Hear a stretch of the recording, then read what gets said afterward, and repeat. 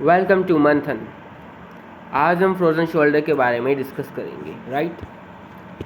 क्या क्या हम पढ़ेंगे आज फ्रोज़न शोल्डर के बारे में? हम पढ़ेंगे shoulder anatomy. Shoulder anatomy means कि शोल्डर जॉइंट कैसे बना होता है, कौन कौन सी बोन से बना होता है। देन मैकेनिज्म ऑफ एक्शन, वो काम कैसे करता है, वो मूव कैसे करता है।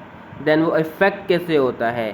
देन उसे कैसे रोका जा सकता है, क्या उसकी मैनेजमेंट है। Then about the exercises and some tips I will given after the completion of the video, right? Shoulder anatomy की पहले हम बात करते हैं। सी, ये जो हाईलाइट हो रही है इस बोन को बोलते हैं humerus. Now is the scapula जो हमारे पीछे होती है। देन द क्लेविकल जिसे हम कॉलर बोन बोलते हैं, और ये है क्लेविकल का पार्ट एक्रोमियम, राइट। ये चारों चीज़ें मिलके बनाती हैं शोल्डर जॉइंट, राइट। नेक्स्ट, अभी बात करते हैं हम मसल्स की। ध्यान से देखिएगा किस तरह से शोल्डर जॉइंट मसल से घिरा हुआ होता है और कहाँ से किस तरह से ये वेसल्स जाती हैं। ये नर्व्स हैं लाइट ब्राउन कलर की, और डार्क में रेड कलर में जो है वो है vessels, blood vessels, right. Then हम बात करते हैं मोशन की। हमारा छोटा सा एक ओवरव्यू हो गया, हमें पता चल गया शोल्डर जॉइंट हमें दिखता कैसा है, राइट। कौन सी चार बोन से मिलके बना है, कैसे वो सारी चारों तरफ से घिरा हुआ है। देन अब बात करते हैं हम मोशन की, वो मूव कैसे कर रहा है इन सब चीज़ों के रहते हुए भी, राइट। सी, ध्यान से देखो किस तरह से सारे कंपोनेंट्स मूव कर रहे हैं, राइट। अगर आपके इन कंपोनेंट्स में से, चारों कंपोनेंट्स में से एक भी कंपोनेंट वर्क नहीं करता है एक दूसरे के साथ मिलके, राइट, तो क्या कोज करेगा? शोल्डर में रिस्ट्रिक्शन कोज करेगा, रिस्ट्रिक्ट हो जाएगा शोल्डर, राइट। अभी हम थोड़ा सा जूम करके देखते हैं इसको। सी, किस तरह से ह्यूमरस मूव कर रही है क्लिनोइड फोसा के अंदर। ये एक्रोमियम है, एक्रोमियो क्लेविकुलर जॉइंट बोलते हैं इसे। सी, किस तरह से मूवमेंट आती है क्लेविकल के अंदर, स्कैपुला के अंदर, और ये जॉइंट है स्टर्नो क्लेविकुलर जॉइंट। ये जॉइंट वैसे हम लोग कंसिडर ही नहीं करते हैं ट्रीटमेंट के टाइम पे, बट ये जॉइंट बहुत इंपॉर्टेंट है। अगर इस जॉइंट में भी आपके कोई प्रॉब्लम आ रही है, कोई पैथोलॉजी आ रही है, तो भी आपके शोल्डर में रिस्ट्रिक्शंस आ सकता है। तो ये ज़रूरी नहीं है कि अगर आपका कंधा ऊपर नहीं जा रहा तो फ्रोजन शोल्डर ही होगा, राइट। उसके साथ जो कंपोनेंट्स हैं माइट भी वो भी इफेक्टेड हो, जिस वजह से आपको फ्रोजन शोल्डर की सिम्टम्स लाइक आ रहे हैं।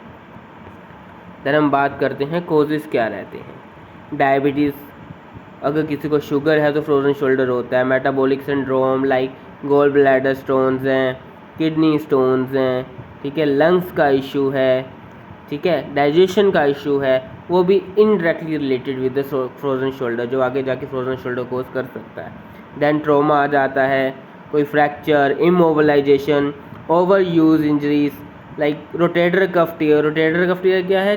जो हमारा शोल्डर है ना, उसको चारों तरफ से चार इंपॉर्टेंट मसल्स ने घेरा होता है, उसे हम रोटेटर कफ बोलते हैं।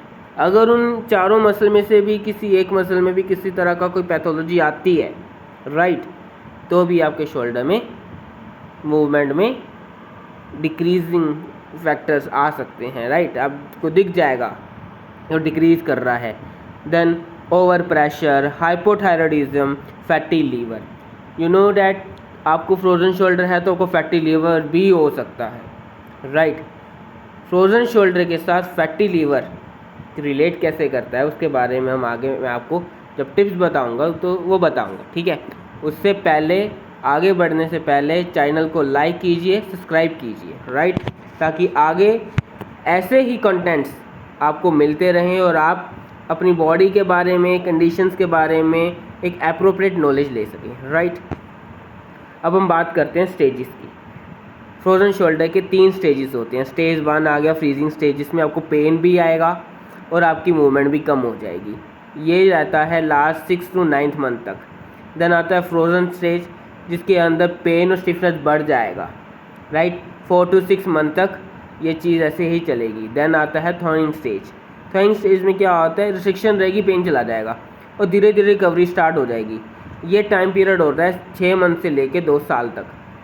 कहा जाता है कि फ्रोज़न शोल्डर को अगर आप कोई भी ट्रीटमेंट नहीं लोगे तो 2 साल में वो अपने आप हील हो जाएगा, राइट। अब ये स्टेजेस को हम ध्यान से एक बार देख लेते हैं। स्टेज 1 में क्या हुआ, ये जो आप वाइट मैटर देख रहे हो, इसने शोल्डर को मूवमेंट को रोक दिया, ठीक है। देन वो धीरे धीरे से पेन कोज करने लगा और थर्ड स्टेज में वो वाइट मैटर गायब हो गया। डैट मीन्स कि ये हीलिंग स्टेज आ रही है, राइट। अब आते हैं हम बात ट्रीटमेंट की करते हैं। अगर 1 या 2 महीने हुए आपको सिम्टम्स आते हुए तो आप आइसिंग का यूज़ करोगे। अगर 2 महीने से ज़्यादा हो गया तो हॉट पैक का।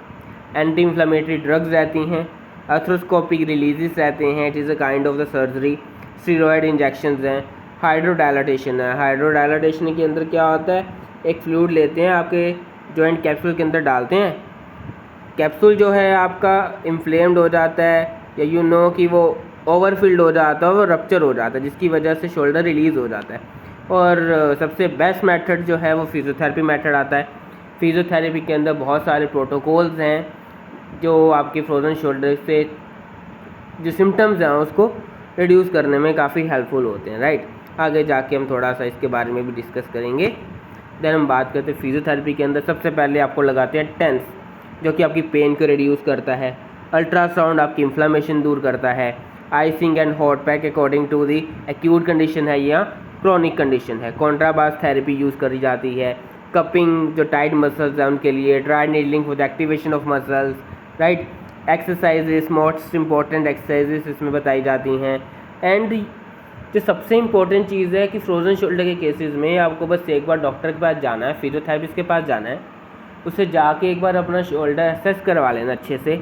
देन उसके बाद टेली रिहैबिलिटेशन का प्रोसेस, यानी कि ऑनलाइन भी आप डॉक्टर से कंसल्ट कर सकते हो, ऑनलाइन भी डॉक्टर आपको सेशन दे सकता है, थेरेपिस्ट आपको सेशन दे सकता है।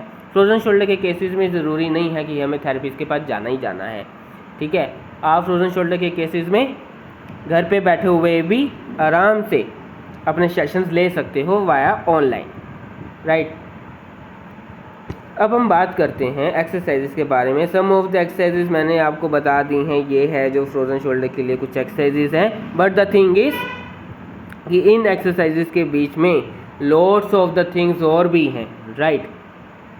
तो आई सजेस्ट यू कि अगर आपको ऐसा कोई सिम्टम आ रहा है तो आप एक बार जाके फिजियोथेरेपिस्ट से ज़रूर मिलो और प्रॉपरली उसका ट्रीटमेंट लो, ताकि आगे जाके आपको जो पेन है, जो सर्जरी के चांसेस हैं, वो कम हो जाएं, राइट। अब बात करते हैं हम आगे आने वाले कुछ टिप्स के बारे में जो मैं आपको देना चाहता हूँ। सबसे बड़ी चीज़, फ्रोज़न शोल्डर जो डायग्नोस किया जाता है उसका सबसे बड़ा सिम्टम जो आता है उसका यही होता है कि रात को सोते टाइम आपको पेन बढ़ जाता है, सुबह मॉर्निंग में आप मूवमेंट कर रहे हो तो वो पेन कम हो जाता है, राइट। तो इसलिए इसका true clinical diagnosis is very important कि ये फ्रोज़न शोल्डर है कि नहीं है। सेकंड चीज़ कि अपने आप ये हीलिंग स्टार्ट हो जाती है, पर 2 ईयर्स लग जाते हैं। फिजियोथेरेपी इसी टाइम गैप को कम कर देती है, that is the difference. Physiotherapy is the key success of the frozen shoulder condition, right. Avoid surgeries को अवॉइड करती है और फ्रोज़न शोल्डर को हील करवाती है, राइट। 30 मंथ का प्रोटोकॉल इसका माना जाता है। 30 मंथ का यानी कि अप्रोक्सीमेट 2 साल तक ये ऑटोमेटिकली हील हो जाता है, ठीक है। और अगर हम बात करते हैं फ्रोज़न शोल्डर तो इसका जो सबसे ज़्यादा एज फैक्टर जो रहता है वो रहता है 50 to 56 से ऊपर वाले एज के लोगों को ये ज़्यादा इफेक्ट करता है। बट आज के टाइम पे फ्रोज़न शोल्डर हर दूसरे बंदे को इफेक्ट कर रहा है। फ्रोज़न शोल्डर की वजह से फैटी लीवर होता है। कैसे होता है, जब हम अपनी शोल्डर का मूवमेंट करते हैं, राइट, उसमें हमारे जो लीवर के साथ लगे हुए लिगामेंट्स हैं जिसने लीवर को अटैच करके रखा है उसकी भी मूवमेंट होती है, जिसकी वजह से लीवर में भी मूवमेंट बनी रहती है। उस मूवमेंट की वजह से लीवर में फैटी सिम्टम जो है, कोलेस्ट्रॉल जो है वो मेटाबोलाइज हो जाता है, राइट। बट जब हमारा शोल्डर रिस्ट्रिक्ट हो गया, हम मूवमेंट नहीं कर पा रहे हैं, तो वहीं रिस्ट्रिक्शन कहीं ना कहीं हमारे उन लिगामेंट्स में भी आती है, जिसकी वजह से भी फैटी लीवर कोज करता है, राइट। तो frozen shoulder indirectly related with the fatty liver also, right. तो so I request you all, अगर आप लोगों को कोई भी ऐसा सिम्टम्स आ रहा है तो आप फिजियोथेरेपी से कॉन्टैक्ट करो और अपनी प्रॉब्लम को जल्द से जल्द सॉर्ट आउट करो। Thank you, we will meet you in next video. Thank you so much.